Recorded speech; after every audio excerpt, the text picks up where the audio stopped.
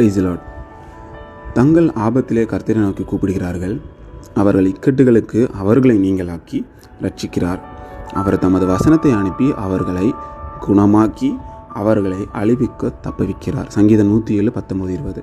இதில் எந்த ஒரு டைம் பீரியடில் சொல்கிறாங்க அப்படின்னு பார்த்தீங்கன்னா, மக்கள் எகிப்திலேருந்து இஸ்ரேலுக்கு கூட்டிகிட்டு வரும்போது இந்த வசனங்களை பற்றி சொல்கிறாங்க டைம் பீரியடை.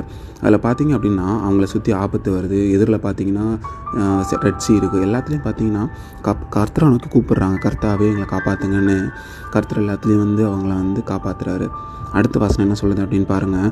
அவர் தமது வசனத்தை அனுப்பி அவர்களை குணமாக்கி அவர்களை அழிவுக்கு தப்புவித்தார். அது இங்கிலீஷில் பாருங்கள். they healed and delivered from their destructions.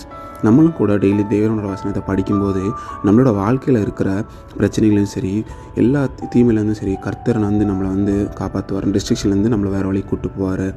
நம்மளும் கூட டெய்லி ப்ரேயர் பண்ணுவோம், பைபிள் வாசிப்போம். ஆமென்.